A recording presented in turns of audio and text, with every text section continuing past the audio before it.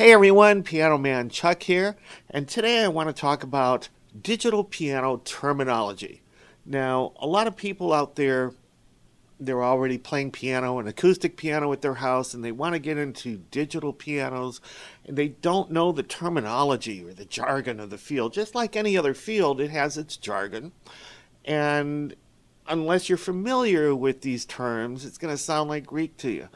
So, this video is going to attempt to clarify some of these terms or introduce you to those terms so that you'll understand it and be able to walk into a Guitar Center or a Sam Ash or some other kind of music retailer and know what you're talking about or know what the salesperson is talking about. So let's get started. Everybody knows what an acoustic piano. It's a real piano. Acoustic is a real piano, and it comes in a few different shapes and sizes. It comes in the form of a console piano, or an upright piano, or a baby grand, or a grand piano. Now, as a pianist who's trying to break into the digital piano world, everything is going to be compared to these real acoustic pianos. So when you hear the salesperson talking and saying, oh, the keyboard action feels just like a real piano, well, as you know, you get onto one real piano or another, and they're going to feel completely different. But basically, I guess they're all trying to compare themselves to a concert grand. So with that said, let's start talking about these digital pianos. Digital pianos, basically, you hear the word samples.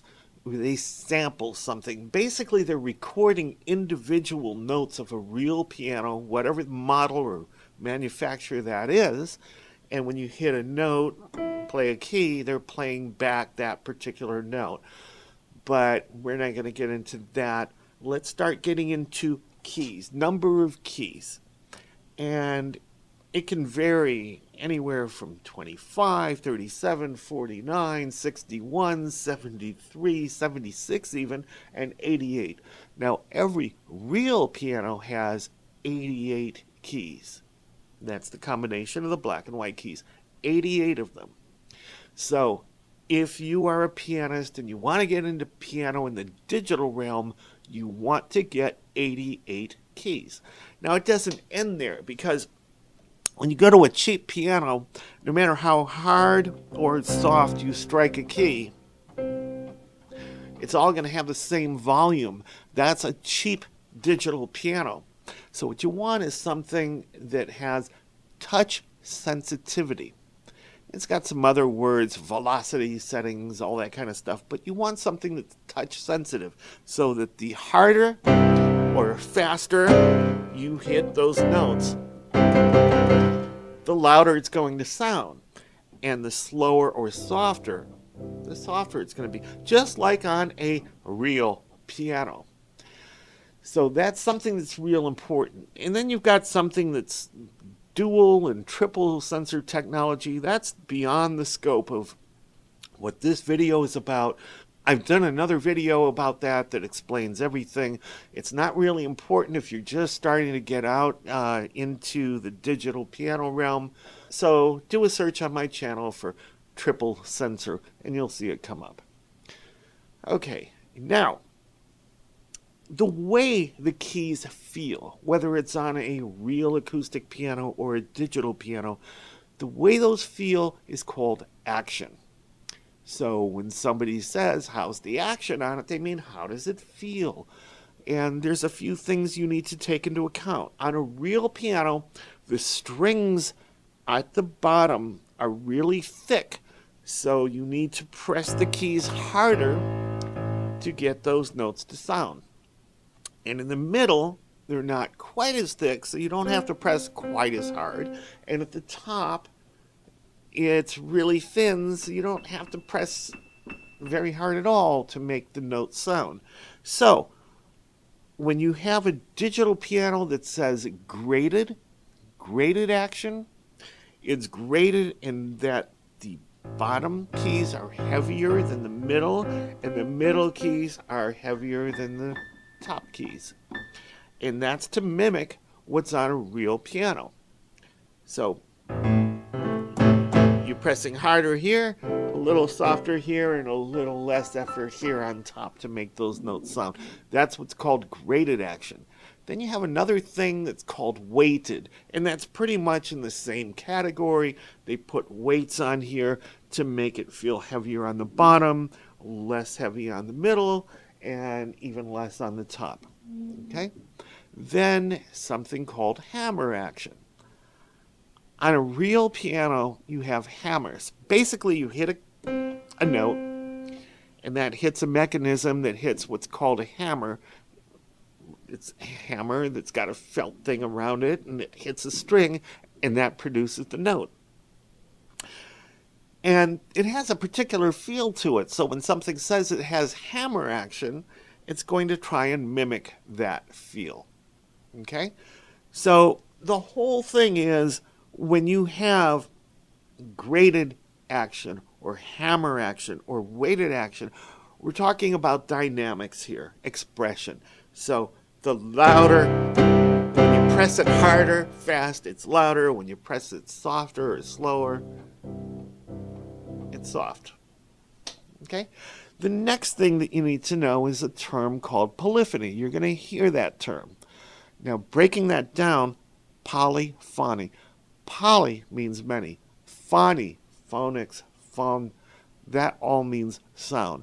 So polyphony means many sounds. And the reason that's important is I've got 10 fingers here. Now, if I'm playing one note, I'm playing one note. If I play 2 notes at a time, that's 2 notes at a time, and that's already polyphony, because I'm playing more than one. Many, polyphony, polyphony. Now I have 10 fingers, so technically I can play 10 notes at a time. And it gets even better than that. I can play a lot more than 10 notes at a time if each finger hits more than one note. Even if I play with my palms, as you'll see little kids walk up to the piano and do. All right, so polyphony deals with how many notes can I play at the same time without losing notes. And losing notes deals with how much polyphony you have in there, but we're not going to get into that right now. So basically, if I'm playing, let's say for the sake of argument, 10 fingers, each one's going to play 2 notes, I'm playing 20 notes. Now, I have a sustain or a damper pedal down here. So if I'm holding that down and I play this, I've got 20 notes that I'm hearing, plus the damper, that counts as a note, that's 21. And while I'm holding those, I can play another 20. So now that's another 21 with the damper, that's 42. So you see where this is going. So you want a digital piano that has at least 64 note polyphony. So I'm playing 20 notes, I'm holding it, that's 21, I'm playing another 21 and another. Already I'm up to 63 notes. And even if I'm using some of the features of a digital piano, let's say that I'm going to bend the note. That bender also counts as a note. So as far as polyphony goes, it's not just the sounds you're hearing, it's how you're controlling that with a pedal or a bender or a modulation wheel. Each one of those takes up a note in the polyphony scale. So you have pianos that have polyphony of 64 notes, 128 notes, 256 notes. The higher the better, but 64 note polyphony minimum. That's what you want to shoot for. As far as what you're hearing, and right now you're hearing a piano, the particular piano that you're hearing is called a tone or a patch or a voice. Different manufacturers have different names for these. Some call them programs, some call them voices, patches, tones. Basically, they all mean the same thing. What are you hearing? A particular piano. Now, a lot of keyboards will let you choose another tone. And in this case, you are hearing a concert strings layered on top of the piano. So when I press a key, you're actually hearing two different things. You're hearing a piano and concert strings. That's called layering. And there's another thing that a lot of pianos have. It's called splits, where you can set a split point, and over at the bottom you've got bass, and over on the top you've got piano. It doesn't have to be that way. You can choose any kind of instruments that you want. Patches, voices, tones, whatever. So that's what a split does. And let me get rid of this concert string again so that we have just piano. Okay. And another important thing is reverb. And reverb is that nice little echo that you hear when you're at a concert hall.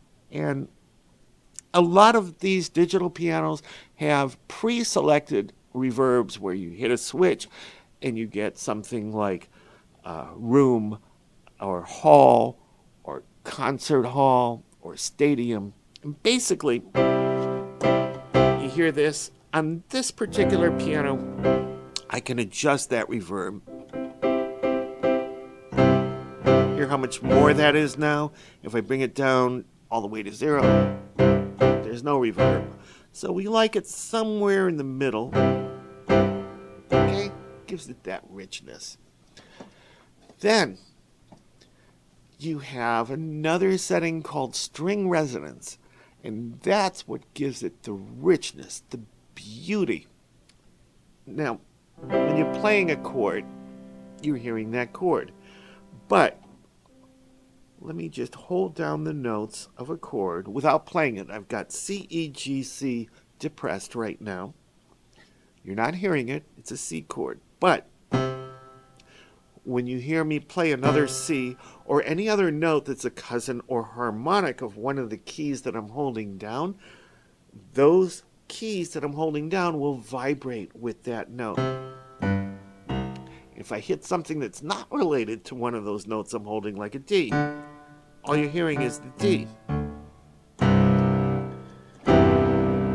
So you get that beauty, that richness when it has string resonance. Not every piano has that, but if it does, that's great.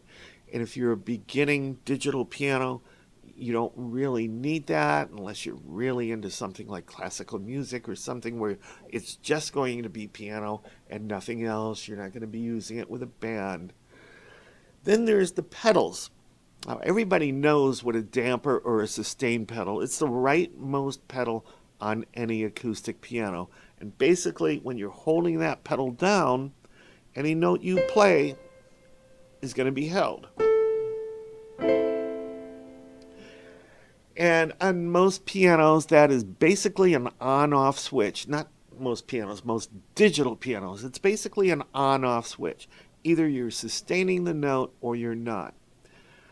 So to make it more like a real acoustic piano, you want something that's capable of what's called half damper or half pedaling.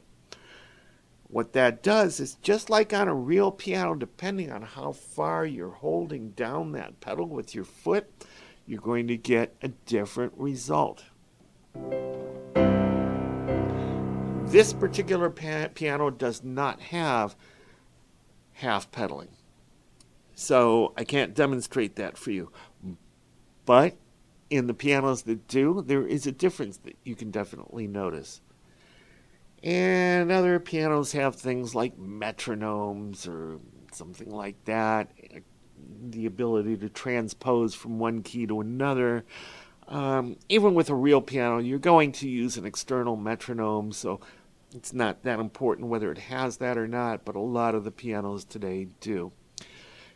And there's different types of pianos. There's stage pianos, there's workstations, there's controllers. A stage piano is a general term for a piano like this, which is portable, has a bunch of different other sounds in it, or different piano tones that you can choose from. And you can take it up on the stage, so hence the name stage piano. Then you have something a little bit more complicated called a workstation, which has hundreds, if not thousands of sounds built into it. And again, sounds, voices, patches, programs, whatever you want to call it. And not only does it have a lot more, it generally weighs more and it does more. It has something in there called a sequencer or a DAW. DAW standing for DAW, Digital Audio Workstation. It's not something we're going to get into right now, but that's something a workstation does. And the third type of piano is called a controller. A controller does not have any sounds of its own. It plugs into another musical device or a computer that provides all the sounds or programs or voices or patches that you need. You just play it and the computer sounds it. Or if you're plugged into another piano with MIDI, that will control the other piano sounds. Now MIDI, which is an acronym, MIDI, stands for Music Interface for Digital Instruments. That's what you're going to need to control other devices or other computers that provide virtual pianos or virtual instruments, that kind of thing. So I think this should get you started.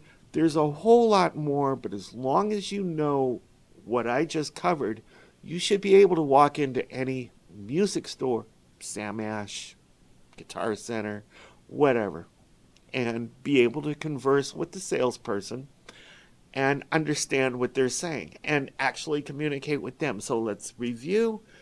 Acoustic versus real, we covered that. Number of keys, you want to get as close to 88 keys as possible. Touch sensitivity, which you'll also hear as velocity or velocity settings. Dual and triple sensor technology, and while we didn't cover the difference in this video, do a search for triple sensor on my channel, Piano Man Chuck, and that'll go into a lot more detail on that.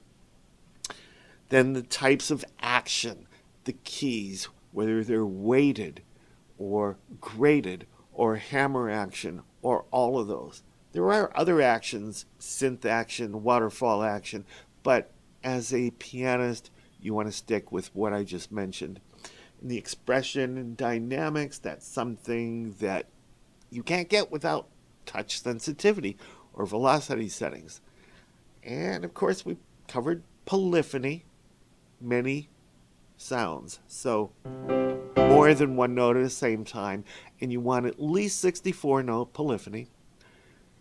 Then the names for the different sounds that you're hearing, you can switch from a piano to a saxophone to a cello to a drum to a flute to a clarinet to an accordion. Endless. So that's something called tones or patches or voices or programs. Layering, which I went into, where you can play a note or more and it sounds two or more instruments. Splits, set a split point. Say everything to the bottom of that split point or to the left is going to produce an acoustic bass or whatever you choose. Everything to the top is going to be piano or whatever instrument you choose. Reverb, we went into that nice concert hall, that echo or stadium feeling. String resonance, we went into that, gives it the richness, depth, and beauty when you're playing chords. Pedals, we only got into the one pedal, which is all you really need on a digital piano, but if you must have the other two pedals, there's manufacturers that make that too. And the metronome and transposing, we went into that. MIDI, we went into that. And the different types of pianos, stage, workstation, controller. The only other thing that I really didn't cover was two knobs that some, not all, but some pianos have. Most of them do. It's called a pitch bend and a modulation. And a pitch bend, if I'm playing a note and you can see what that does. Basically, if I'm playing a note on a guitar and I'm moving my finger on that string up or down, it changes the pitch on that. Modulation is another one. Don't don't need to really describe that. Kind of a bobblehead kind of thing. Anyway, Piano Man Chuck, hope this has helped you out with basic terminology. Peace out. Thanks for watching.